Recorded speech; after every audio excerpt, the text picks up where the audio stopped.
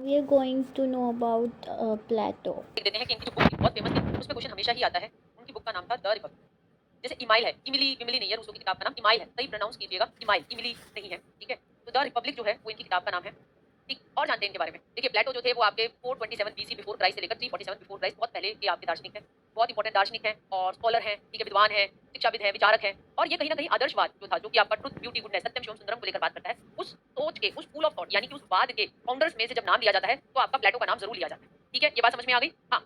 इसके बाद देखिए इन्होंने क्या कहा, देखिए आदर्शवादी जो होंगे वो तो यही कहेंगे ना, आदर्शवाद क्या कहता है कि आपके आइडियाज सब कुछ है, वैसे भी उसको आइडियाइज्म कहते थे, एल तो बीच में बोला नहीं जा रहा था तो एल बीच में घुसा दिया था।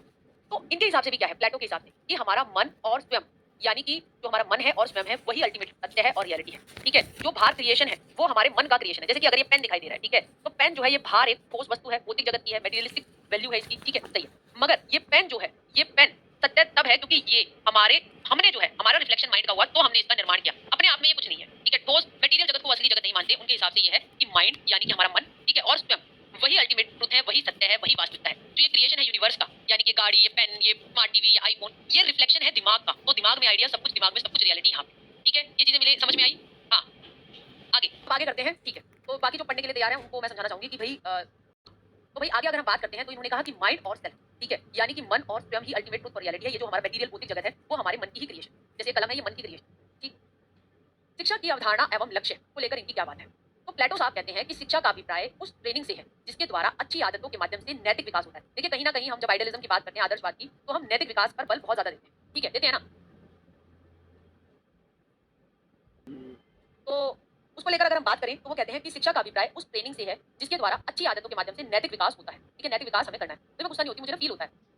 हाँ, और पीवाईक्यू लगाने चाहिए। तो आगे अगर हम बात करें शिक्षा की अवधारणा और लक्ष्य की, अगर हम बात करें, क्योंकि पीवाईक्यू लगाओगे ना तुम्हें असली में दिख जाएगा कि भाई ये समुंदर है पढ़ना, TSSB पार्ट में, ठीक है, और उसमें से पेपर बचाना मेरे लिए भी बहुत बड़ा लक्ष्य है जो मैं लेकर चल रही हूँ और आपके लिए करना है वो। तो जिसके द्वारा अच्छी आदतों के माध्यम से हम नैतिक विकास, मोरल विकास करते हैं। देश की प्रोग्रेस डिपेंड करती है किसके ऊपर? युवाओं के ऊपर। अब युवाओं को हमें क्या करना है? एक अच्छी शिक्षा के द्वारा हमें उन युवाओं को क्या करना है? तैयार करना है। अब वो युवा अगर तैयार हो जाएंगे तो वो क्या बनेंगे? अच्छे नागरिक बनेंगे, तो स्किल सिटीजन बनेंगे जिनका एक अच्छा चरित्र होगा, ठीक है। तो सिंपल सी बात है, देश की प्रोग्रेस युवाओं पे, युवाओं को हम शिक्षा के माध्यम से तैयार करेंगे ताकि अच्छे नागरिक बने वो, और साथ ही साथ अच्छा उनका करेक्टर, क्योंकि आइडियलिज्म के फाउंडर में से ये जो थे प्लेटो थे, तो ये कहीं ना कहीं मूल्य चारित्रिक विकास इस चीज पर काफी बल देते। प्लेटो ने अपने आइडिया टेस्ट करे, ठीक है, एक उन्होंने स्कूल बनाया था जिसका नाम था अकेडमी, ठीक है। वहां पर उन्होंने जो भी ये बातें बोली, जो इनके एजुकेशनल आइडियाज थे, उनको इन्होंने टेस्ट करके देखा। उस स्कूल के अंदर जो विषय पढ़ाए जाते थे वो थे फिलोसफी, दर्शन शास्त्र, म्यूजिक, गाना, देखिए म्यूजिक पर भी ये बल दे रहे हैं, मैथ्स, पॉल साइंस और साइकोलॉजी यानी कि मनोविज्ञान, ठीक है।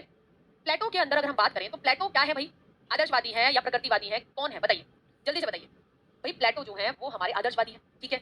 आइडियाज सच्चे हैं तो आइडियाज अच्छे हैं तो मतलब आइडियाज सत्य हैं, सर्वकालिक है, हमेशा रहेंगे, आज भी रहेंगे, 100 साल बाद भी रहेंगे, परफेक्ट हैं, पूर्ण हैं, अनचेंजेबल हैं, बदलते नहीं हैं, और एवरलास्टिंग यानी बने रहते हैं, ठीक है। ये बात समझ में आई?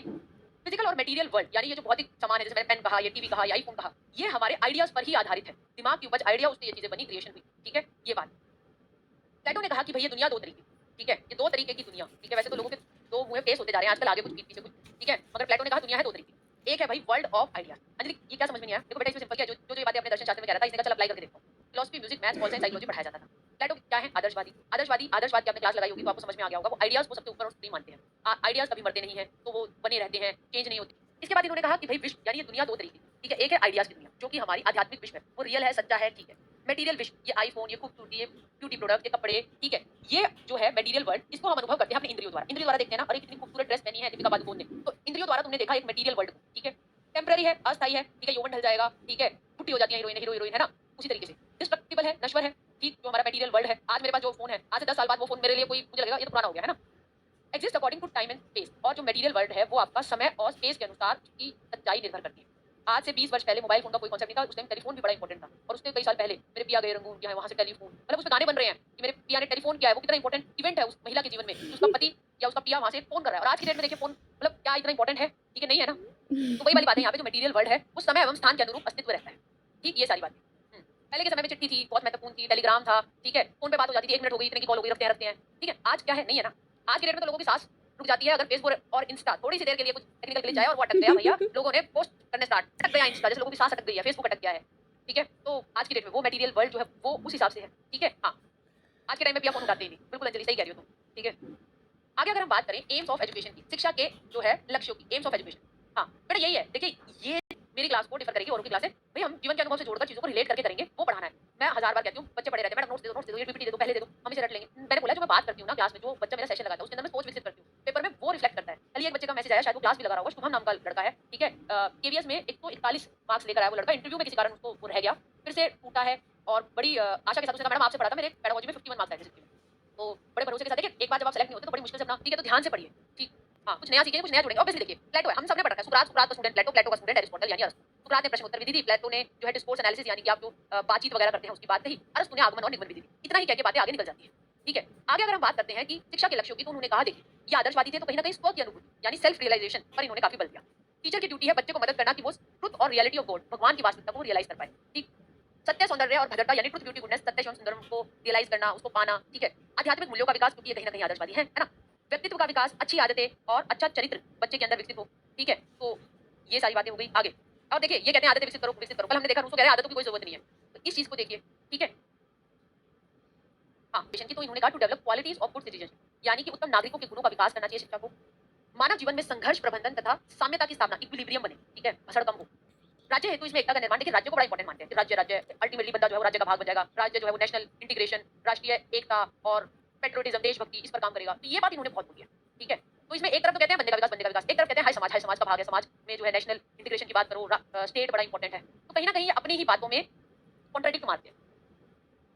प्रोसेस ऑफ एजुकेशन यानी कि हम शिक्षा की प्रक्रिया की अगर बात करें तो उसने कहा कि बुद्धि के अकॉर्डिंग व्यक्तियों को 3 भागों में बांट सकते हैं। पहले होते हैं आपके दार्शनिक या विद्वान या स्कॉलर, दूसरे होते हैं सोल्जर, सैनिक या वॉरियर्स, जिनको लड़ाई और वारफेयर की यानी जंग की ट्रेनिंग देंगे, क्योंकि अल्टीमेटली स्टेट को, राज्य को, स्टेट राज्य यानी कि देखिए विदेशों में क्या रहता है कि वो स्टेट बोलते हैं, United states of America, state यानी कि अलग अलग राज्य, ठीक है।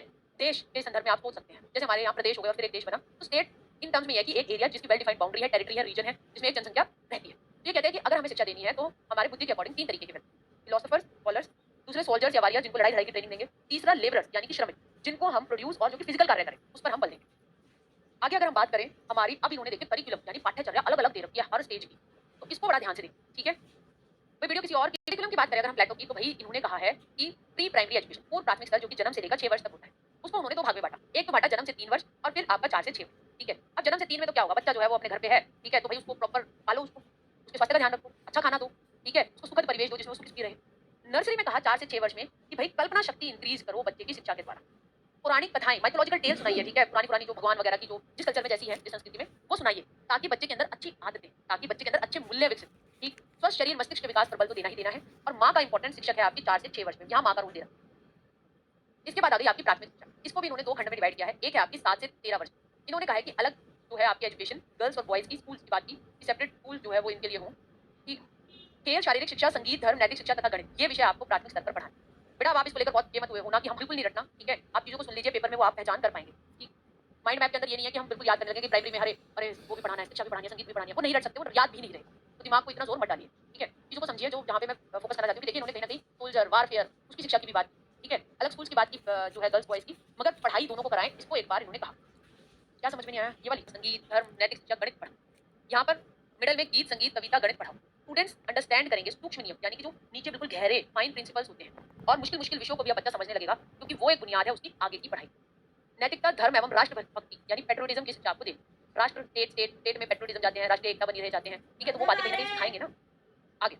सोल्जर्स और वारफेयर एजुकेशन स्टेज यानी 16 से 20 वर्ष, सैन्य या युद्धक शिक्षा स्तर अब 16 से 18 वर्ष का एक बिल्कुल युवा है, ठीक है। तो हम क्या करेंगे, शरीर को बलवान, स्वस्थ रहे, खिलाओ, शारीरिक अभ्यास कराओ, कुश्ती में भाग लेने को प्रोत्साहित करो। 18 से 20 इन 2 साल में उसे सभी को जो है लड़ाई के लिए तैयार करना। जैसे इजराइल है, आज भी इजराइल में वहाँ चाहे कोई लड़का हो चाहे लड़की हो, चाहे मंत्री का बेटा हो चाहे मजदूर का बच्चा हो, सभी को कंपलसरी तौर पर जो है वही ट्रेनिंग कराई जाती है, मिलिट्री ट्रेनिंग, ठीक है। या वहाँ के नागरिक है तो आपको कितनी सीखनी है, और वो होनी भी चाहिए। मुझे लगता है हम भारतवर्ष में भी ये कंपलसरी चलना चाहिए। कब कौन सी किसको जरूरत पड़ जाए, अब वहाँ पर देखिए लड़ाई होती है तो वो तैयार है ना उनके युवा लड़ने के लिए, ऐसा नहीं है कि मोटल्ले हो रखे हैं। हमारे यहाँ पुलिस वाले जो है जब लगते हैं तब तो बिल्कुल आए थे सिंगल हाटी रहे, खा खा के हो जाते हैं, ठाटे रहे, रोड के भाग ही नहीं पाते, ठीक है। तो फिजिकल ट्रेनिंग, अपनी बॉडी को फिट रखना, ठीक है, वो बहुत जरूरी है, ठीक है। हाँ, तो आगे है भाई, वो कहते हैं कि 18 से 20 ट्रेनिंग इन वारफेयर, युद्धक प्रशिक्षण, जिसमें हॉर्स राइडिंग, अस्त्र शस्त्रों का प्रयोग, अदर टेक्निक की बात की। उन्होंने कहा इस दौरान आप जो जनरल शिक्षा है, जो मैथ्स वगैरह, संगीत वगैरह, वो पढ़ाने की जरूरत नहीं है। इस टाइम पूरा ध्यान इस फिजिकल एजुकेशन पर, इस फिजिकल ट्रेनिंग पर दीजिए। इसके बाद आ गई आपकी हायर एजुकेशन, यानी कि नहीं, इंडिया में कोई कंपलसरी नहीं है अंजलि, ठीक है। हायर एजुकेशन, ये सारे ग्रीक्स थे, भगवती, ठीक है, ग्रीक फिलोसोफर्स हैं ये सारे, ग्रीस के। हायर एजुकेशन उच्च शिक्षा 20 से 35 वर्ष। तो हायर एजुकेशन अगर हम बात करें तो 20 से 30 वर्ष की अगर उन्होंने कहा, तो यहाँ पे एंट्रेंस एग्जाम होगा। एंट्रेंस एग्जाम होगा, जो क्वालिफाई करेगा उसको ही मौका दिया जाएगा हायर अपर हायर एजुकेशन करने का, ठीक है। जो नहीं करेगा वो पब्लिक सर्विस यानी जो नॉर्मल काम धंधे होते हैं उसमें लग जाओ, ठीक है। मैथ्स और साइंस की पढ़ाई कराई जाती है या 20 से 30 में स्टूडेंट्स को विकसित करेंगे कि वो तर्क, ठीक है, प्रैक्टिस और प्रयोग और विज्ञान सीखें। अपर हायर एजुकेशन में अगर हम बात करें 30 से 35 तक, ये प्रशासनिक अधिकारों एडमिनिस्ट्रेटिव ऑफिसर्स के लिए है। एंट्रेंस एग्जाम की यहाँ पर भी बात की गई है, जो पास होते हैं उनको हम एडमिनिस्ट्रेटिव ऑफिसर्स यानी कि जो राज्य है उसको वो चलाने वाले सिविल सर्वेंट होते हैं, जैसे उस तरीके की बात। बाकी जो रह जाएंगे, जो फेल हो जाएंगे, वो जूनियर एडमिनिस्ट्रेटिव पोस्ट पे लग जाएंगे, राज्य में आईएएस वगैरह नहीं लगेंगे भाई, वो क्लर्क और ये एलडीसी से लग जाएंगे, वही वाली सोच की बात। यहाँ फिलोसफी, पॉलिटिकल साइंस और लॉ, आप कभी देखिए जब हमारी यूपीएससी की परीक्षा होती है तो वहाँ पे आप देखेंगे पॉलिटी, एथिक्स, ठीक है, लॉ, न्याय, ये सारे विषयों पर विशेष तौर पर पढ़ाया जाता है। एथिक्स पढ़ाया जाता है कि ऐसी नैतिक दुविधा भरे स्टेज में आप आ गए तो आप क्या निर्णय लेंगे, ठीक है। पॉलिटी क्या आपको राइट्स का पता है, आपको संविधान से जुड़े हुए पक्ष पता है कि जिन आपको अपना अधिकार क्षेत्र और आपके एक फैसले से क्या क्या किस पर प्रभाव पड़ सकता है, उन चीजों की आपको नॉलेज है, नियम पता है। तो यही बातें देखिए जो हम आज भी फॉलो कर रहे हैं। कितने सालों पहले प्लेटो ने कही कि जब जो हमारा एक प्रशासनिक अधिकारी एडमिनिस्ट्रेटिव ऑफिसर बनेगा तो उसको फिलोसफी, पॉलिटिक्स साइंस और लॉ इसका ज्ञान होना चाहिए। एंट्रेंस के थ्रू क्वालिफाई करेगा उसको ही बनाइए, सबको मत बनाइए, ठीक। प्रोफेशनल एजुकेशन 35 से 50 वर्ष, व्यवसायिक शिक्षा, सिटीजन्स काम करते हैं, अब भाई लोग कुछ प्रशासनिक अधिकारी बने हैं, कुछ जो है वहाँ के राजा हैं, कुछ जनता है, सब अपना काम करो, सही से करो, ठीक है। 50 साल के बाद भाई आपकी, अब 60 साल की रिटायरमेंट होती है, ये कहते हैं 50 कर रिटायरमेंट। अब 50 के बाद बैठ के सेल्फ रियलाइज करो, अपनी आत्म अनुभूति करो, अपनी आत्मा को परमात्मा की आत्मा से मिलाना, वो सारी बातें, ठीक है, उसको लेकर बात। एजुकेशन फॉर वुमेन यानी कि महिला शिक्षा को लेकर इन्होंने क्या बात की। प्लेटो महिला और पुरुष में भेदभाव नहीं करते, इसलिए उन्होंने ये नहीं कहा कि हम अलग से कोई शिक्षा देंगे महिला। हालांकि उनकी जो किताब है द रिपब्लिक, उसमें उन्होंने एक बात लिखी, उसमें उन्होंने लिखा कि महिलाएं एवं पुरुष दोनों राज्य की सुरक्षा के लिए सक्षम है, दोनों में ताकत। बस ये है कि महिलाएं थोड़ी सी कमजोर है फिजिकल पावर में, शारीरिक पावर। तो डिफरेंस सिर्फ क्वांटिटी का है, मात्रा का है, क्वालिटी का नहीं है। महिलाएं कमतर नहीं है, बस शारीरिक क्षमता में वो पुरुषों के मुकाबले थोड़ा पीछे, ठीक है। तो उसने कहा कि सेम शिक्षा देने की जरूरत है, हालांकि साथ में उन्होंने कोई बात नहीं की। स्त्री को भी ट्रेनिंग दो, इंडस्ट्रियल में, वारफेयर में, ठीक है, अस्त्र शस्त्र में। दार्शनिक और हायर एजुकेशन अगर वो अच्छी है तो वो भी एडमिनिस्ट्रेटिव पोस्ट तक चली, ठीक है। इसके विपरीत जो है रूसो कह देते थे कि पढ़ी लिखी महिला प्लेग समान है ना, कल हमने किया था। मेथड ऑफ टीचिंग यानी शिक्षण की विधि प्लेटो के अनुसार यह है कि लॉजिक, तर्क, तर्क होना चाहिए, लॉजिक और डिस्कोर्स, डिबेट, जैसे मैंने कहा था, चर्चा होनी चाहिए इंटेलेक्चुअल, बुद्धिजीवियों की भी। प्रश्नोत्तर विधि का प्रयोग कीजिए। प्रश्नोत्तर विधि हालांकि इसके प्लेटो के गुरु सुकरात ने दी, ठीक है, जिसकी 3 स्टेजेस हैं। एग्जांपल, तो प्रश्नोत्तर विधि के 3 सोपान, 3 स्टेप लिख लीजिए। पहला है एग्जांपल, दूसरा डेफिनेशन, उदाहरण हो, परिभाषा हो, फिर आपका एक प्रश्न के बाद आपका एक निष्कर्ष निकले, रिजल्ट और इंटरप्रिटेशन। डिस्कशन मेथड ये इनका मोस्ट इंपॉर्टेंट है, डिस्कोर्स मेथड भी कहलाता है,